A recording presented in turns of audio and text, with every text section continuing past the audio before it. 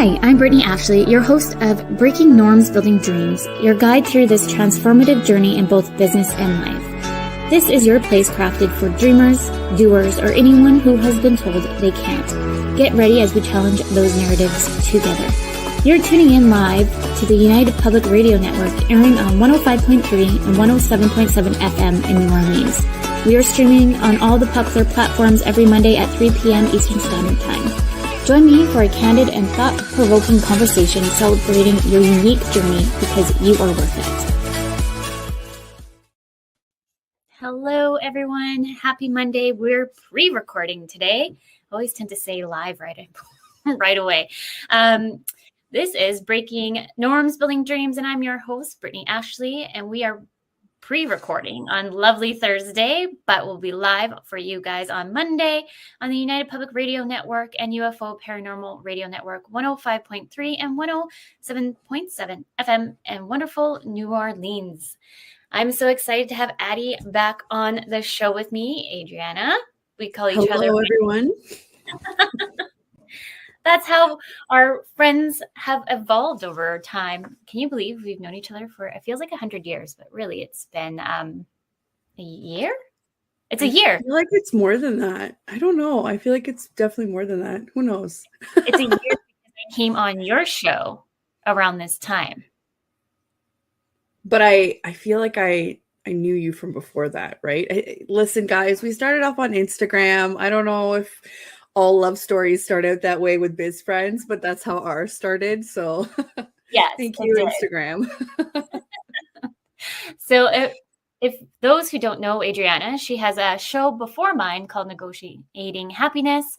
But let me just do a quick little debrief on who she is, and then I'm going to hand it over to you. And then we're digging into also expectations and realities of outsourcing as a whole, as we're both in that kind of realm of businesses. So everyone, please meet Adriana. She runs an online business management company helping small business and entrepreneurs systemize their business for maximizing efficiency and profit. 3 years ago, Adriana swapped her legal hat for that of an entrepreneur, striking out to negotiate her own happiness and live life on her own terms, which kind of coincides to why you started Negotiating Happiness on the, what time is it at again? I can't, it's 1 my time p.m. is 1 p.m. Eastern time. Yes. Time. And I'm at 3 Eastern time. I always get confused with time differences. I know, because we're so far apart. That's why. Opposite ends of the world, everybody. It seems it is. I'm in Victoria, BC, and you're out in Ontario. But one day we'll all come together. It's coming. It's coming down the line. It's coming. It is. But please maybe tell all the listeners more about yourself. And I know I did my intro, but tell us more.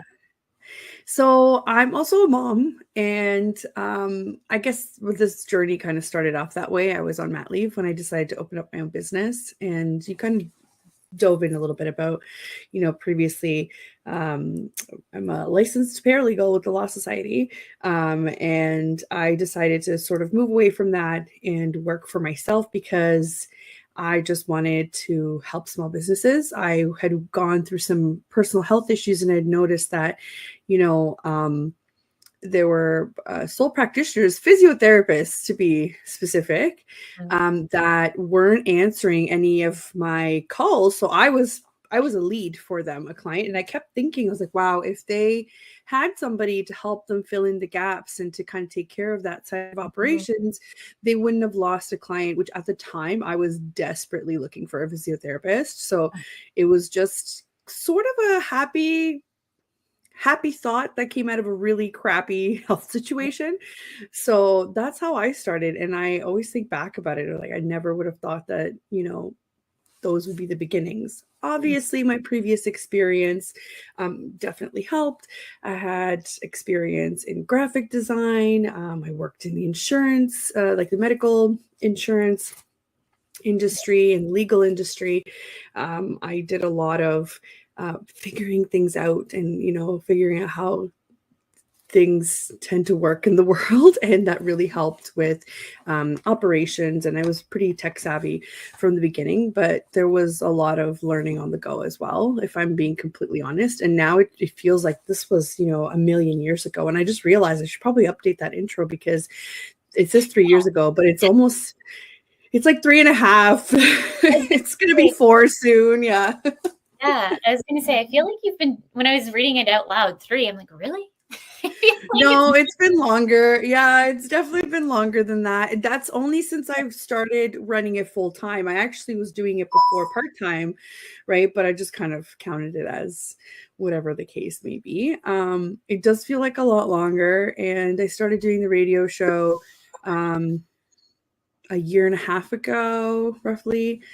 And it's been so cool and so interesting to meet all of these wonderful entrepreneurs. And we tend to kind of have similar stories of where did this amazing idea come from.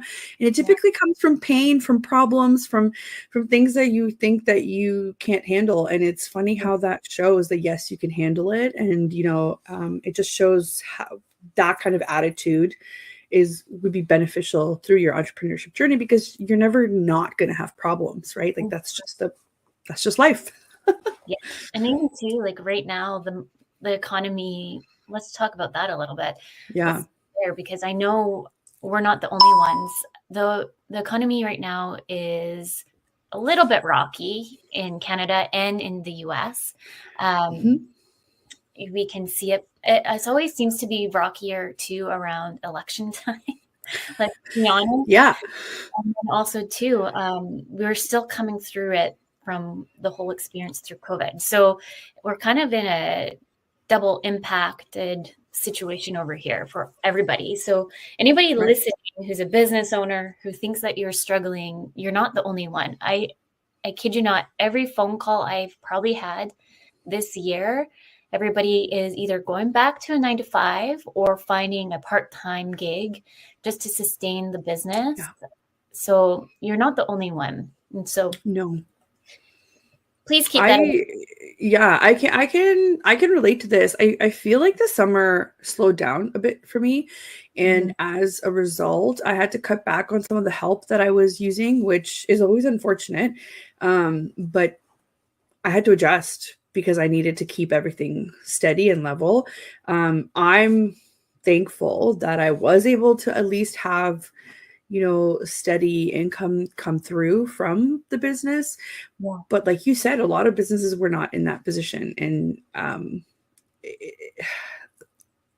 how do you pivot, right? Like we talk about this all the time. How do you pivot? How do you bring new things in? How do you you can't change the economy.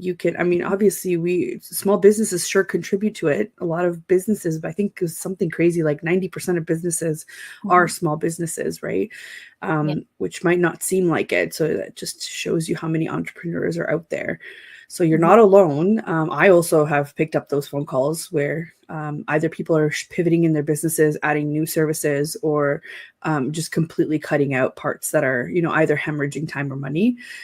That's just the name of the game, I guess. You just have to know when to stop. But here's the other part of it. Sometimes, depending on your industry, you will boom. And you might also lose those leads or those clients because you're not set up to deal with it. So for me, I've noticed that sometimes summer is, kind of a decline because people are going on vacation and whatnot. And then September hits and everybody forgets that, we just had a whole quarter of sunshine. Yeah. In the southern Ontario and like all the, like kind of southern Canada is, normal weather, temperate weather. And then all of a sudden everybody wants to do 2 quarters worth of work in the last quarter of the year. And it's kind of like, okay, like let's breathe. So if you're not set up to deal with that, there's a potential that people will walk away from it. Right. So then I've had to now figure out, what am I outsourcing and what kind of projects am I welcoming? What kind of projects am I not? And I mean, you and I work on certain things together, and I'm happy that we have at least each other to depend on, right? But outsourcing can save these kind of weird ups and downs if you think about it, right? Percent. I actually just did a presentation to real estate agents because we work with a range of industries just like you, and one of them are real estate agents. And I was just sharing with them. I don't know if I can present. Can I? Yeah. Let's try it out. We're learning as we go here. Let's see. Let's see if this will work. So what I was just showing so if you can see these numbers here. So stats and numbers, I think, tell you everything. And the one thing here is all about outsourcing. So this is like a global number that in 2023 that Forbes found. So this is all from Forbes. 731 billion were expected to hit in just outsourcing alone. Right. And then there was 531 billion for IT outsourcing. Right. And then the cost savings to outsource with HR expectation or with an HR services, for example, is 27.2%. Right. And then just small businesses as a whole have outsourced with at least one specialized item at 37%. Isn't that crazy? Do you have a slide for us to see? Oh, do you not see it? Here, I'll add it too. There we go. Oh, there you go. There you go. I knew you were talking about a slide. Yeah. There we go.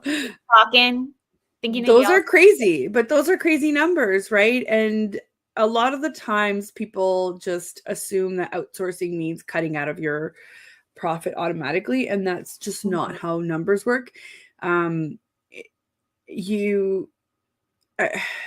kind of goes back to the whole you're gaining back your time, which means that you can then bring more to the table because you are the person that's doing the high level thinking, the idea person, that whatever else. So once you put the numbers down, like for example, when I went away on vacation, I outsourced some of the admin work and the back and forths with clients because that kept them happy. And not only that, things kept going in my absence. So that means that all of my billables were coming out on time. Yeah. Right.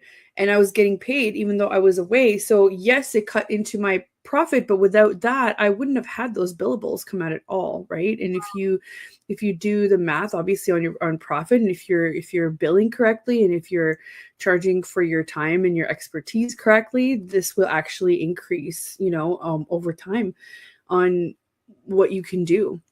So even when you're not on vacation, right? So if I'm not on vacation, why am I spending time to make social posts when, sometimes I like to, and that's fine, but why am I spending time to do all the consistent stuff when I can outsource that out and work on getting the big projects in, the big, it doesn't make any sense, right? It doesn't make any sense. Or how I say, going to networking events and people are like, oh, that's not in the budget. And I said, but if you think about your conversion rate from meeting people face to face and shaking a hand and or just gaining a business friend that maybe in 6 months down the line they remember you and they refer you somebody, that $100 that you spent on that dinner where you got a dinner out of it and potentially some valuable information from speakers, entertainment, whatever the case may be, versus the project that you're walking away with. Like, people don't think in big pictures, they think in expenses right now. And that's just not how your year is going to shake out. That's not how your first 3 years are going to shake out, your first 5, 10, whatever the case may be. Right. And I almost wondered too, I wonder if when people start thinking about their finances and how they outsource too, I almost wonder if there's a scarcity there, and a bit more lean back into trauma around money and all of that. Right. Side note, I'm in a course called Trauma Money, and we're only 3 courses in. It's something that I'm trying to add within my business coaching, because I find when we work with entrepreneurs, they get kind of caught up in the money piece. And like Yeah. my thing is I'm pretty good at organizing, and like my accountant loves me. Well, It's called type A personalities, Britt. but the thing is like I have severe anxiety if I know that I need to go on and pay for Revenue Canada, or if I see Revenue Canada like sends me a message, Oh I'm my like, God. what did I do wrong? I I had to know. file I everything. know. Or, but then there's some that just are behind in filing, and they have that anxiety too. So it's from one spectrum to the other, and it's like, where does this come from? So this whole thing, trauma with money has been like eye-opening a lot, and just it's making me think a lot more about my journey with money and all like the whole tier. Like I can't say Yeah. enough things about this program because they want you to practice on yourself before you go. Which is great. It's great. And Mhm. I'll tell you one thing. I think I had trauma with money because of that. And you know, the whole living paycheck to paycheck thing that you bring from your corporate world or from your, and maybe not everybody's like that. That's great. But a lot of us started out our own businesses because we were living paycheck to paycheck, and we're like, this can't be it. This can't be it for the amount of like work and effort that I put in, right? So you carry that through until you realize that you now have the power to change it, right? But Mhm. it takes a really long time to figure that out. And the one thing that really helped me this year was implementing, I guess, what they call a bank account architecture, like a bank architecture. So you have more than one account where not everything is just like a giant pool of money, because it makes you think of all the different things that you have to stash away for CRA, for emergencies, for whatever the case may be, right? So it's, to me, that was the first step in being like, okay, I don't have to live like this. Mhm. You know, so it definitely helped. I agree. I think that people with money issues are also the ones that are having sorry, not money issues, but money, like limits, like mental limits around money. They're the ones that also tend to be the ones that don't charge for their services accordingly. No, 100%. And yeah, so one of the exercises we did recently was like go off and write a note to money, like write a letter to Mhm. money and what it means to you. Right. And I'm like, this is like, I'm not doing that. And then I did it. I'm like, no, I will do it. And then it's just kind of like I was saying to a friend, it's definitely like a healing journey as well. And so it's just been, yeah, the course, I can't say enough great things about it. So in a few months time, I'll let you know because I'll be certified with that. Yeah. But And, going, oh, sorry. I was just no, I going to was say, just gonna add. I was just gonna add to your thing for people that don't understand, that have never done any sort of, I guess, journaling type of reflection. The Mhm. reason why you do that with money is because you're forcing your brain to verbalize either the good or the bad or both Yeah. into words, and realizing what you're really thinking about it. So once you see it on paper, Mhm. it's kind of like when your accountant gives you the numbers and you're a little surprised and you're like, oh, I didn't really think I was spending that much here, or oh, I actually made more than what I thought, right? Like it's just a realization.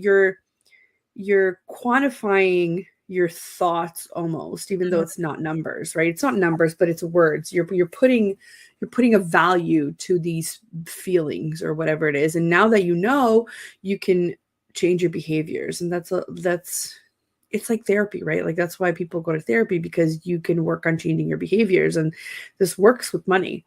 It's the Mhm. same thing, you know? Yeah. Yeah, it is 100%. And I find like with and because you mentioned about like pricing your packages and stuff like that, I think it's all Mhm. interconnected, especially for women. I feel like we always undersell ourselves. I'm just Yep. moving myself closer. We always tend to undersell ourselves and then lower our packaged rates and not just kind of like imposter syndrome. I think it comes down to a little bit as well.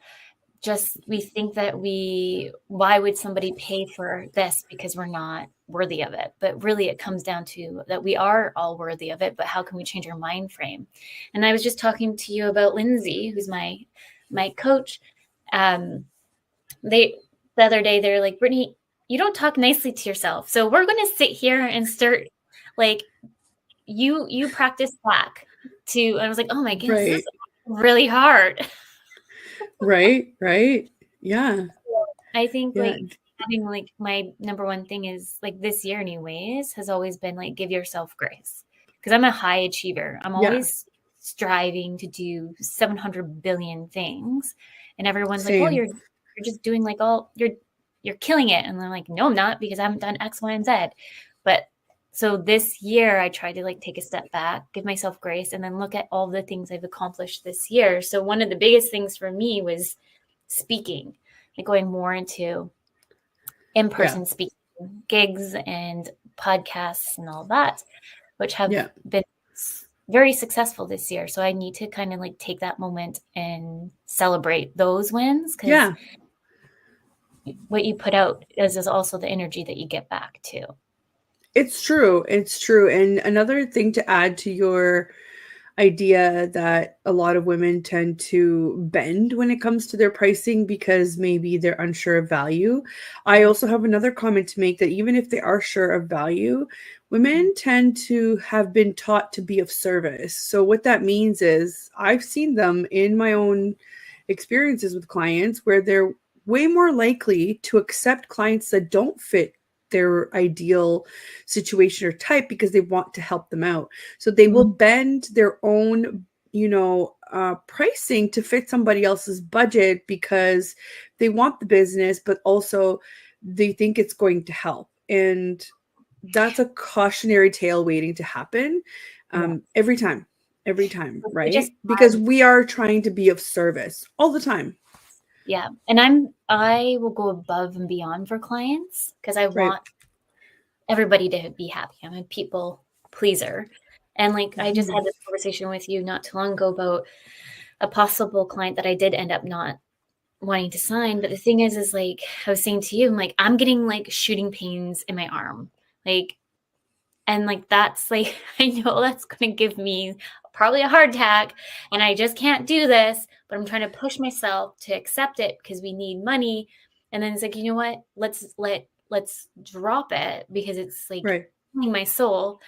I'm like trying to push through everything being in my body because I know we need clients, but then at the end of the day, I just know it's going to be a client that will take up more of my time, where I could find my true potential client that's in alignment with my values and give me those boundary spaces that I have put out, which end up working out because we end up signing. It sounds like it's going to be a lifetime client. First, we're starting off with branding, website development, to administration, to like anything in between. Like they just love that offer like a full tier so they can see this growing with them versus this one project would have just been a one-time project.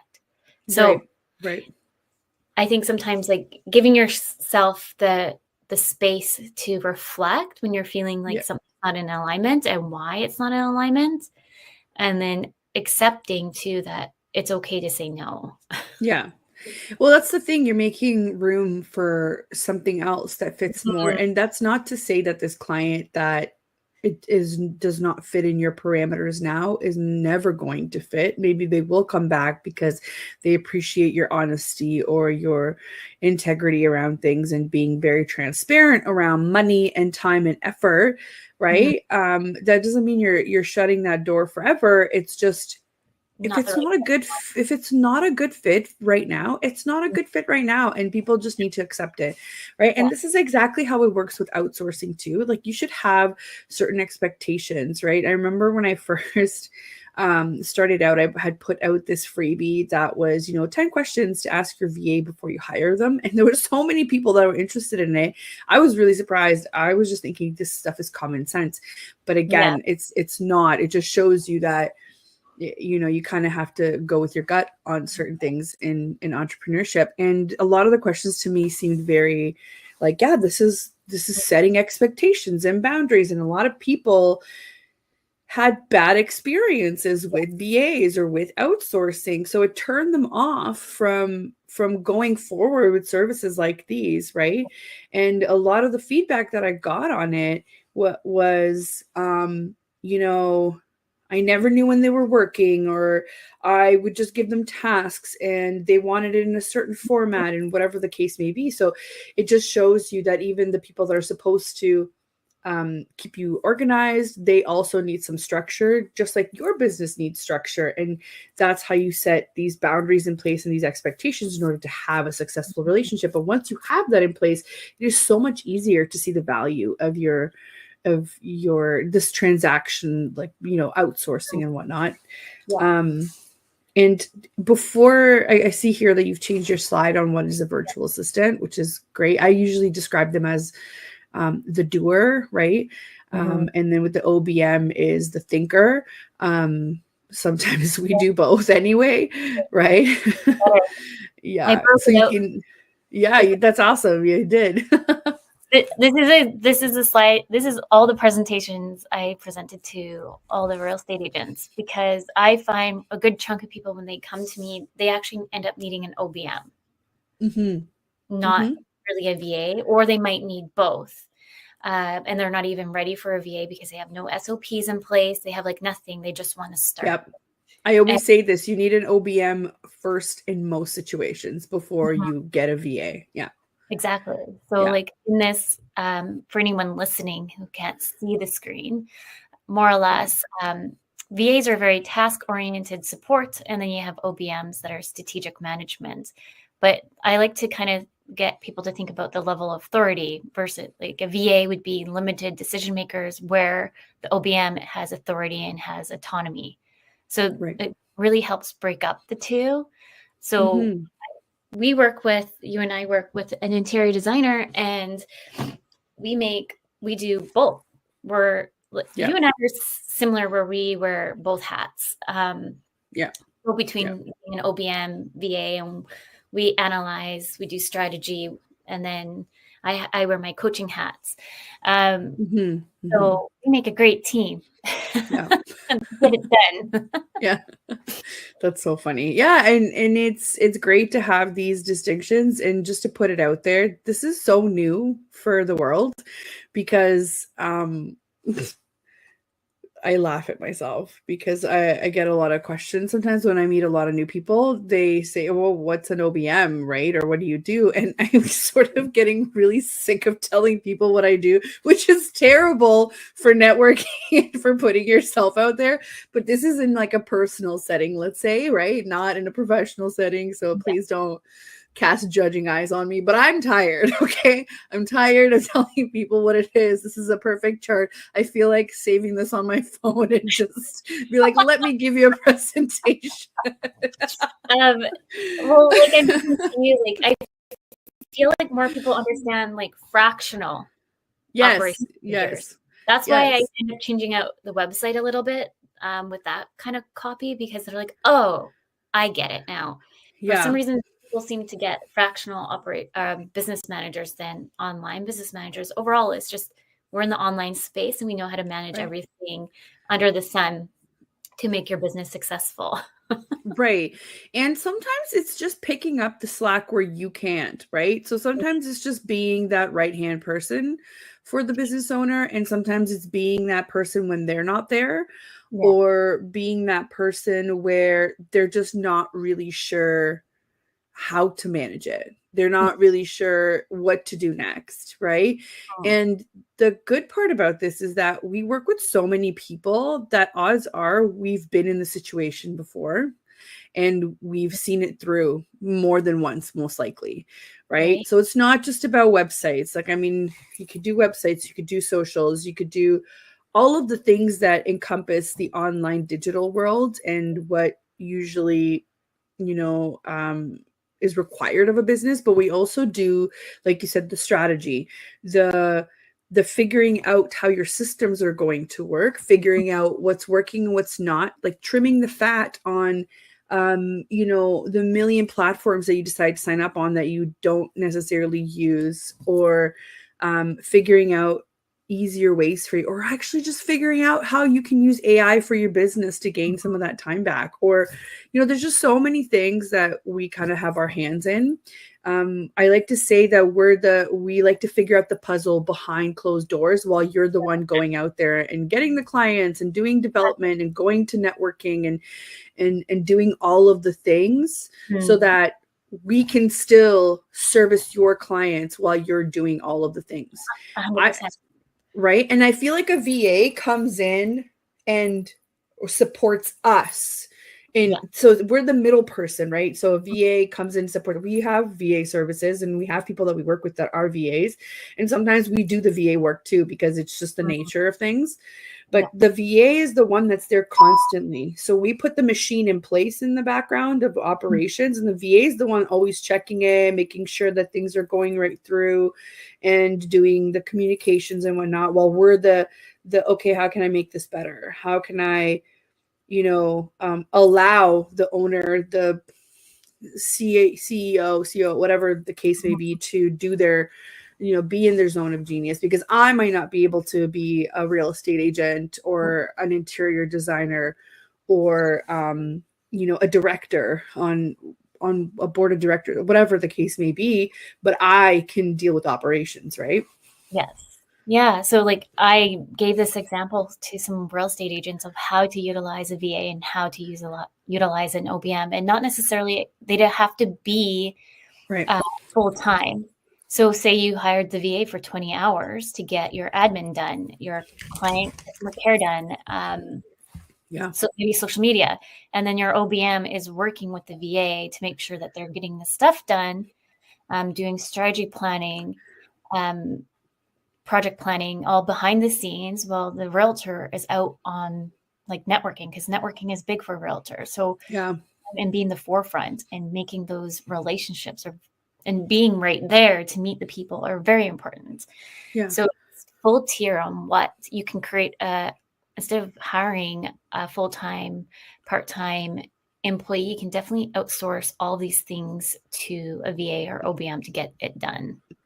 For sure. And it's funny, in the last like 2 or 3 years, I've done a lot of event and training planning as well, which is kind of cool for me. And travel planning too. Sure, that could be a lot of the admin work, but talking like trade shows. So we had to figure out logistics of how are these things getting shipped across the country? What do we want the booth to look like? What do we want the swag to look like? What's the presentation going to contain? Down to a schedule of who was going to be at the booth to address the questions, who was going to attend the talks with the speakers, when is everybody having lunch, that kind of thing. Like, it's so, we get so granular in the strategy and the planning of things that we then also end up using the VA, or if you have staff, we also end up being that communicator and the person overlooking, the person that says, okay, I need you to take care of this part, this part, this part. Like, we are managers, right? We manage the resources and the people. Yes. This slide here is just kind of, for anyone listening, talks about kind of pretty much you get to maximize your overall potential and why you hire VAs or OBM. So it's the cost effectiveness. You can hire up and you can hire down very easily versus with a full-time, part-time employee. And then also too, you can hire for specialized services as well. Right. That sometimes a lot of people are like, yes, I have a full-time employee, but that employee might not know how to do website changes. Right. That's a huge benefit for me. The fact that I can bounce between, having a background with legal knowledge to graphic design to website design to installing, tech platforms for client management. Like, you can't typically get that from somebody that is only looking at your calendar and your inbox. That's very much a traditional role. And maybe maybe you did hire somebody with those skills, but for those that don't have those skills, that's where we can come in. And here's the good part is that because Britt and I have, like you and I have, similar services, but we have different access to expertise, right? So your VAs are, they have different backgrounds. Anybody that I work with have different backgrounds. I mean, we just the other day, like, we're not just making this up. Just the other day, like, we swapped, contact for conversion copywriting, right? That's a specialized service, conversion copywriting. So you never know. You never know what you're capable of. And I know that a lot of people want to keep things in-house. That's just not always the best, because you are limited. You're limited to the skills that this one person might have. Whereas if you're outsourcing, you have the opportunity to say, what kind of areas do you service? What kind of expertise do you bring to the table? Have you ever done XYZ? It's a much more relaxed conversation, I think, with less pressure than putting on an employee to maybe learn on company time how to do certain things, right? And a lot of VAs, OBMs, because we are entrepreneurs, end up having, I would say, I'm not going to tell all of us that we have it, but we have usually ADHD. Okay, you don't need to tell everybody our secret, Britt. Okay. Like, if we're not constantly learning or challenging ourselves, giving ourselves that extra dopamine, like, we're just bored. It's not that we're a good employee, right? Like, that's why I figured out finally, I'm like, I realized that I'm the worst employee ever, because once I've learned it, I'm done. Like, I've learned it, on to the next thing. Like, what's the next thing? Yeah. And the employer I'm so bored. I literally have anxiety and, like, borderline on, like, nightmares.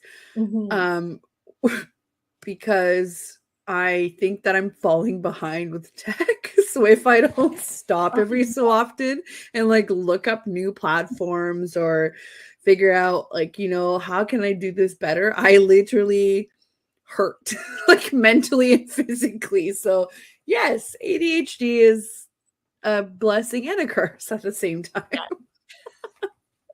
Yeah, and I have the mix in with dyslexia. Like, I've been diagnosed with dyslexia. I have not been diagnosed with ADHD, but if you've watched some of the last pre-recordings, I've had researchers and those who are ADHD experts being like, "Did you know you have ADHD?" Thanks. Okay. So they pretty much diagnosed me without me being diagnosed. Okay, what can I tell you? I'm a little bit offended these days when somebody just me goes, and I said, yeah, I might have a touch of ADHD, but who knows? And they're like, oh no, you have ADHD. Like, so sure of themselves. I'm like, I'm sorry. Where are your credentials, sir? I need to see your credentials. But yeah, I mean, what are you going to do? What are you going to do? Yeah. Just roll with the punches, right? For me, like, with my, like, I call it like a superpower, but right. With dyslexia, like, I can see things in a different pattern than some maybe. Yeah. And sometimes they do say dyslexia and ADHD overlap with the spelling and grammar things. A lot of people don't really understand. So I started researching a lot more. It's quite fascinating to start learning it. But yeah, if anyone's wondering of why we need to always be given stuff. You don't need to air out all of our dirty laundry, but okay, whatever, I guess, Britt. But let's go maximizing VAs and OBMs in your business overall. You get to really like scale up if that's what something you want to do. And then the VA world and the OBM world, we're so good at online really collaboration benefits. So we overall can really come on another level and think of different ideas that you might have not even thought of. I do have traditional clients that have, like a brick and mortar business, and I do go into their office sometimes. And that's where I see that gap the best, or the clearest, I should say, where they still do a lot of things on paper. Whereas with OBM and VAs, there's a platform out there, or there's a process already that we have in place where you never get to worry about how things get done. Like, I don't think I've ever worried about how is somebody going to sign this legally? Or how is somebody going to attend this? Or, you know what I mean? Or how am I going to show somebody what I'm doing on my screen? Well, guess what? We've already figured all that stuff out, and there's a solution for it that typically is way more efficient than any way that you can think of that you've done it in a traditional office. And I've worked in an office since I was 14 years old. I'm telling you, I've seen it all of people trying to patch together things to, you know, different processes and whatnot. And we've been given all these tools that are not being used, right? And a lot of the times these companies, because they're so focused on getting the actual work done and getting billables in, they just forget, and then they kind of fall behind of everybody else. You know, like if you're still running your business from Excel sheets, I love you all for having the grit and the determination to make that work for you, but that sounds like hell to me. I know people who still send out invoices from Excel. That's crazy. That is bananas. That is bananas to me. Okay. And I'll say, I'm saying it obviously in a humorous way, because you're spending so much time trying to troubleshoot really old platforms, or platforms that are this close to breaking and leaving you with corrupt files, which gives me like internal anxiety and rage. Yeah. That you don't even realize until something like that happens. So we just know, we've seen it, we've dealt with it, we've you know, put people over on different systems. We've seen that not every system can be the best system, and we work with custom solutions. I think that's probably one of the most important parts.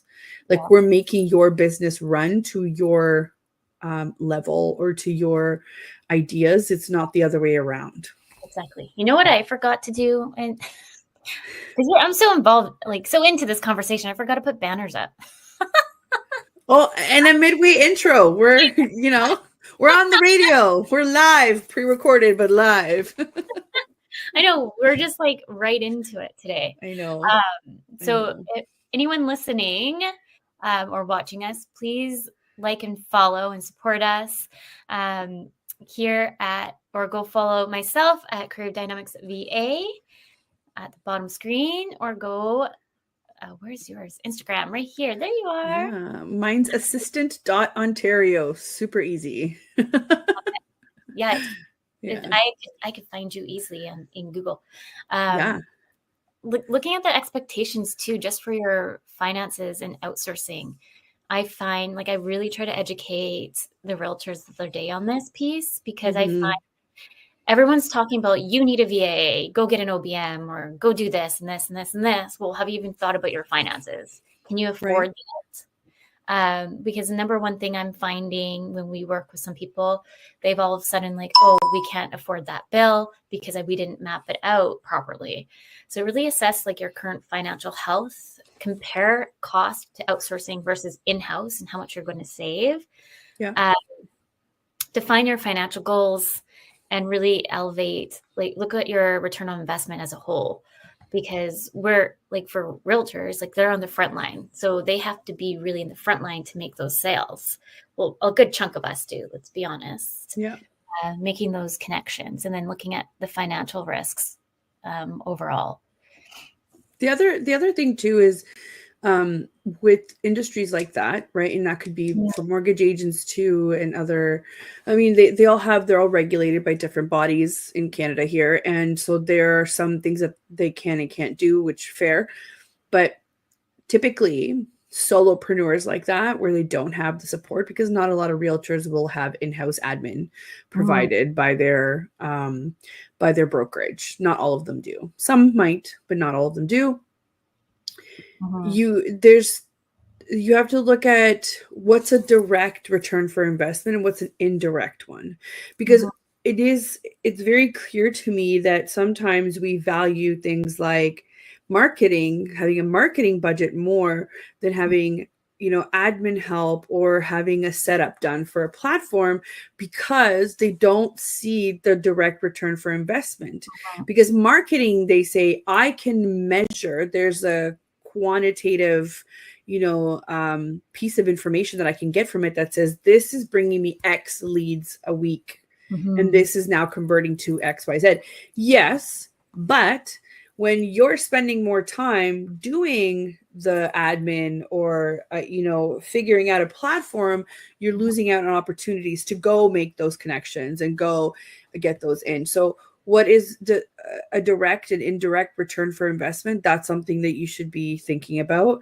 And if you're not sure about your finances, do a range and have your, what is your cutoff, right? So is it a percentage?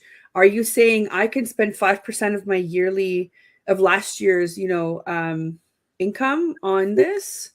Or can I spend up to 10% and then stick to it and then adjust as you go? You don't have to, put an exorbitant amount out there, especially if you're at the beginning. This is why I always say, you don't need a VA. A VA typically is somebody that you need all the time.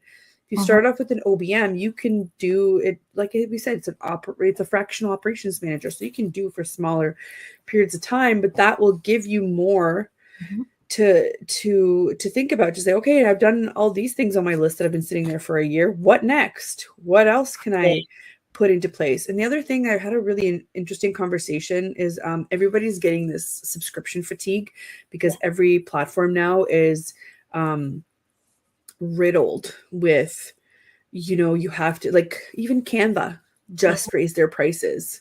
Oh, did they? Right? No. You have to check because it was kind of ridiculous. People on the internet were losing their minds about how much they've raised their prices. Yes. And we use it all the time. Yeah. So they're getting subscription fatigue. So they'll say to me, no, I don't want another platform, until I'm like, okay, all right. I was like, let's do some quick math.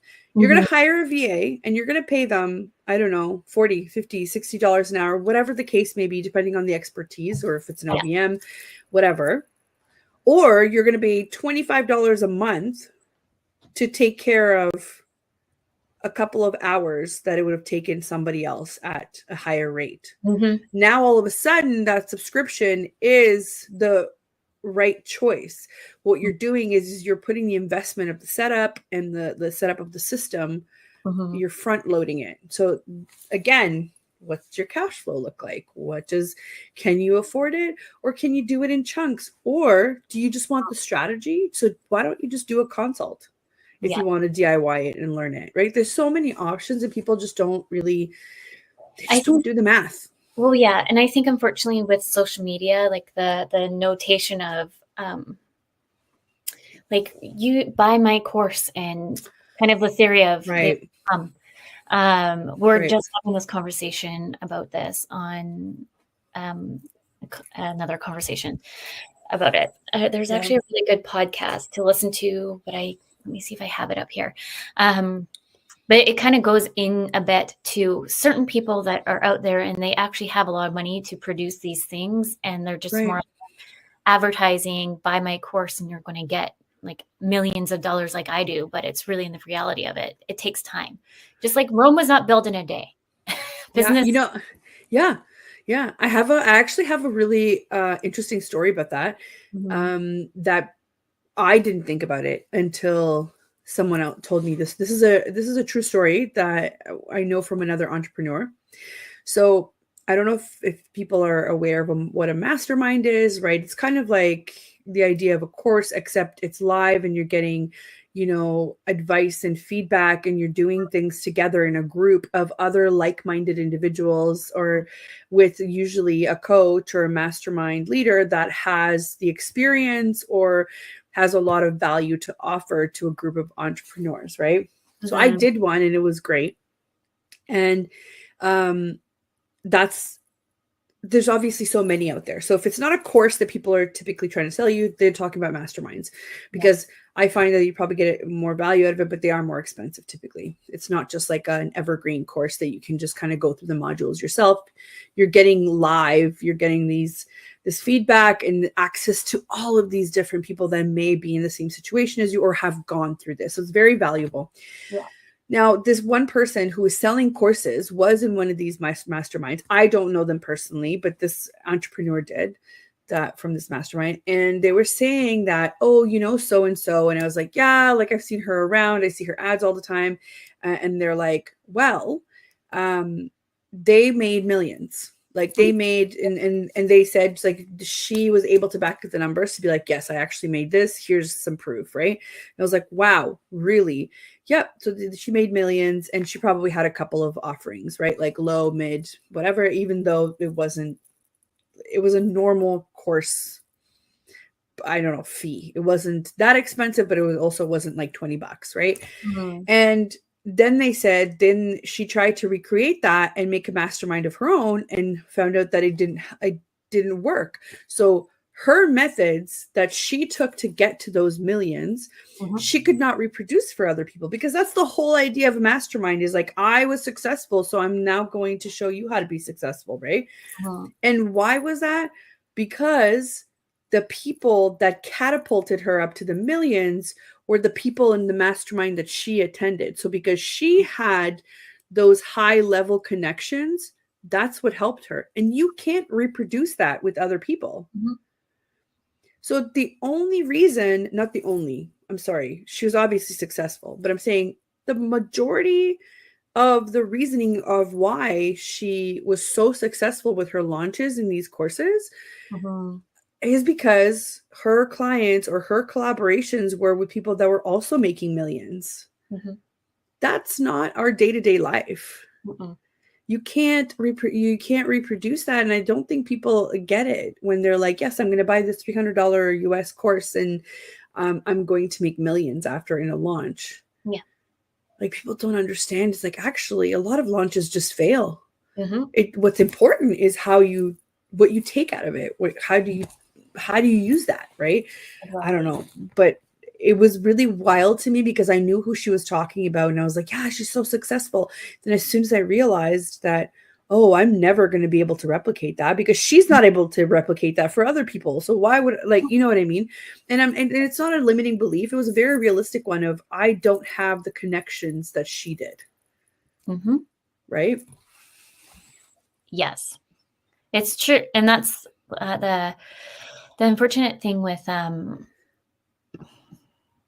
these kind of sales tactics to get into the funnel. Like, it's just, to me, is like unethical, and like it drives me bananas. Like the more I hear about it, like, well, that's the whole reason why I became a coach, too, is because I realized I kind of fell in that kind of bubble, like Right. everybody else, thinking like, because the promise was, I'm going to get you to 10K months. At the end of the day, I hate that. the coach, I don't even want to call her a coach. She's a consultant. Let's Right. be mindful between those different terminologies, which I do educate Right. everybody on. Right. Coaching, for anyone just listening, is really, I'm going to ask you curious questions. You can define your own, like you're in charge of defining that message, where a Right. consultant will give you strategy advices on how to do something. Mm-hmm. So this particular coach promised 10K months, and their whole strategy was like, charge 3K here, just so then you can get up to 10K really fast. And I should have known this when I started this. Like, a lot of these pricing models don't make any sense, because I had somebody come to me and they wanted a website development, CRM implementation, branding, like all the things that you need to kind of build the hub of the business. Yeah. And she was just like, charge 3K, where I could have charged 5K, because I'm realistic. That was Right. what we're expecting.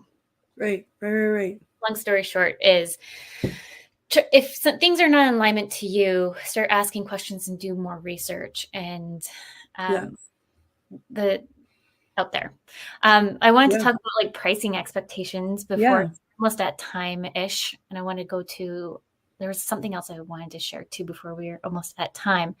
But VAs here in Canada and or in the US, you're going to see, like, on average, like VAs at least starting at 30 an hour.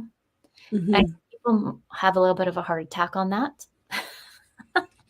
But look at, I don't know, I always say this, I was like, 30 now is low. It is low.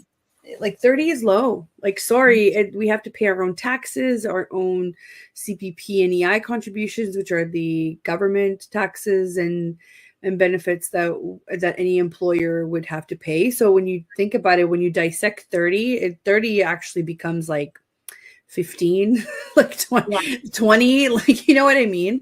I don't know. And then OBM's at least at 60 an hour. But like the thing is, everything's changing. Even if you look at minimum wage here, Yeah. I think it was Ontario. Aren't you guys going up to 17? Yeah. Yeah. And I think here in BC, I think don't quote me, but at the point is that we're almost minimum wage here. People who are just starting out and has no expertise, no nothing, have not, like, I have my BBA in marketing communications. I've worked in the tech industry. I've had years of experience in the tourism hospitality industry, events, like all these things. Right. And you want to pay me like nickels and dimes for my ideas? Like, sorry. Right. No, but it's true. It's true. And same here, right? Like I don't know, got a BA from, University of Toronto, and like that's not cheap. If you start looking at it, then a postgrad, then all of this, different experience in different industries, that's what you're paying for. You're not just paying for my time, right? And that's when people start getting confused, is you're not just paying for my time, you're paying for the time that I've previously spent to get to the level that I'm at. And this is it's so funny because very traditional industries go through this a lot. Like, why do accountants and lawyers charge so much? I was like, well, they literally spent like 8 to 10 years in post-secondary school. That was very, very expensive. And then they're going on to get the actual practical experience. That's what you're paying for. It's not just their time, right? Time is just a way to measure, but you're paying for the experience. Same with accountants, right? They have to get certified, etc. Right. Yeah. We're almost at time. So any last minute thoughts? And I want to share your quiz that you built. Why is business so hard? Right. So this is supposed to kind of point you in the direction of which part of my business am I missing out on? Which part should I focus on? It's kind of like to take it. If you think that you're missing a couple of steps, this might bring you some some clarity on it. You can find it on ontariosisters.com/business-efficiency. What I should have put it on I should make it into a pop-up or something, but even if you go to ontariosisters.com, I'll make sure to link it on the homepage as well. Take it, it's free. It'll ask you to sign up for our list. Full disclosure, I've been so busy that our list maybe gets an email maybe once or twice a year. So, but I mean, that's good for your inbox, right? I can't handle all the emails that come in, so I figured that's okay. It's just supposed to point you in the right direction of maybe you need to focus on systems, or maybe you need to focus on marketing, or maybe you need to focus on other and at the end of the day, if you have more questions, I'm happy to answer my DMs. If you want to go on Instagram, assistant.ontario, you'll find me there, or send me a message through the contact form, and we can definitely help you. And if you're a fan of Brittany, odds are we're going to be working together on some things. So don't be shy.